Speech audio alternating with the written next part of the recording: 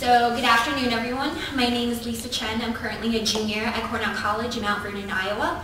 I'm currently a triple major in politics, international relations, and women's studies. And today's presentation will focus on my internship at the Red Cross Society of China in Beijing in the summer of 2010, where I worked in the project management office. Now, the title of my presentation is A Glimpse of China's Future, Dealing with HIV/AIDS and Public Sanitation. So just a little bit of background. The trip was funded by the Cornell Fellows Program, and I was selected as the International Humanitarian Fund Fellow in Social Relief for 2010. And I worked in the Red Cross Society of China within the headquarters. And I worked for about 8 weeks, from June to August of 2010. And again, I worked in the project management office. So you might ask, what did I do? I had 3 primary goals I needed to complete within my internship. First was to work on HIV/AIDS outreach projects. Second was to work on public sanitation programs. Third, but not least, it was translating documents. Now, the third one is pretty self-explanatory. You translate documents from English, Chinese, and vice versa, and then I updated website. But today I'm going to primarily focus on my first and second goal. So I did some HIV and AIDS outreach projects, and one of the things I was fortunate enough to do was my project manager told me I can basically pick any province I want and study whether or not the Red Cross, by funding some of the programs, actually made a difference. So I looked at some of the areas or the provinces that are mostly affected by HIV and AIDS and picked from the top 10. And I picked Ningxia province because I've never traveled there. It's a very rural area and it's very much affected by HIV and AIDS. As you can see by the red area, it's in the northern part of China, and the population is around 6.2 million people.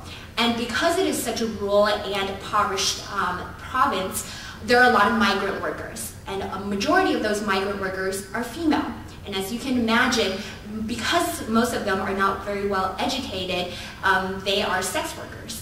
And they will contract many diseases by traveling to a lot of the urban areas and come back home contaminated by STDs, HIV and AIDS, and then have it travel to their spouses. And then their spouses, being also migrant workers, will then affect others with the disease. So you can see it's like a vicious cycle. So my job was to go and see whether or not the Red Cross, by funding for a lot of the local solutions, actually made a difference. So the Red Cross, to help with this problem, built a lot of local clinics. These clinics will be in various regions, and these clinics are supposed to give the citizens emergency contraceptives, pregnancy tests, HIV/AIDS tests, anything to really help the citizens realize that they have a serious problem on their hands. They'll also educate them, mostly verbally. It's not really, there are pamphlets, but at the same time, because of many of them are not very well educated, the most important thing is to tell people how dangerous this situation is. So this is one of the local clinics I visited. As you can see, it's pretty nice. There are a lot of different medicines available, and as you can see with the picture on your right, there are different pamphlets and different posters people can look at to realize that they do have a problem and they can go to these local clinics for assistance.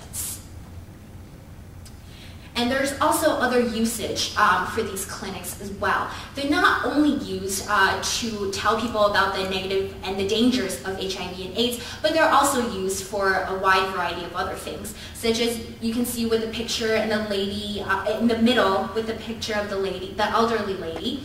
I went during a particularly hot day, and she was infected by heat stroke. So what the local physicians decided to do was give her a free bed. She was able to get free IV fluids, and she was able to regain her health. And this was all free of charge.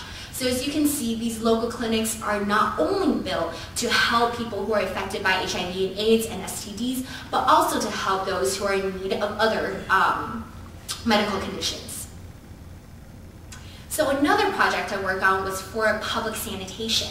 And what I did was, again, look at Ningxia because I wanted to compare how the Red Cross funding was doing for both HIV projects as well as public sanitation.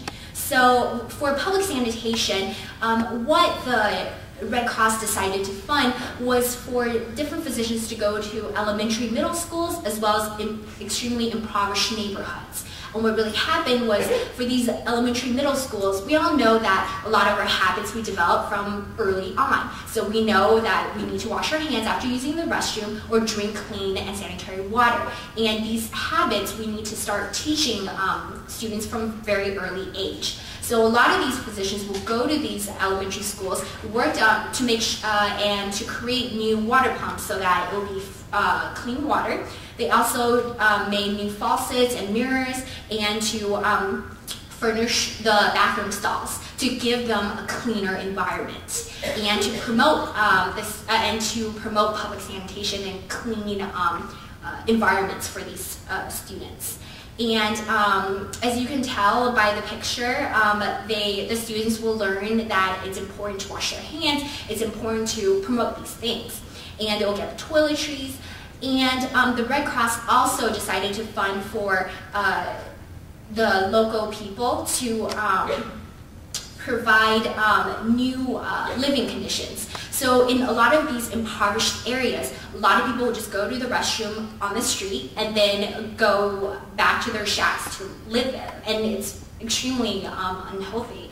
So a lot of what the Red Cross decided to do was to build new living areas for these citizens who are basically homeless. So now, if you can see on your left, that's a picture of the different bathroom stalls that are available for the citizens. And on your right, those are the areas where they are living. So again, it's not the most luxurious places, but again, it's definitely one step up from what they're used to. So again, promoting public sanitation. So what did I learn? Well, I concluded that what the Red Cross was doing in China was making a tremendous amount of difference. And it really made me realize that I'm really passionate about public service and promoting and doing stuff from a grassroots organization, working my way up. I interned earlier in the U.S. Department, and I realized that working in a bureaucratic system was not exactly what I wanted to do. I actually wanted to see how my work was affecting those around me, especially people that were less fortunate. So prior to my internship, I had plans to go to law school. But after this internship, I decided to postpone my plans and apply for organizations such as the Peace Corps, Teach for America, and really start doing work from the bottom up and really seeing what a difference I could make. And it also taught me how to be more independent and how to be more vocal about what I'm passionate about. So thank you.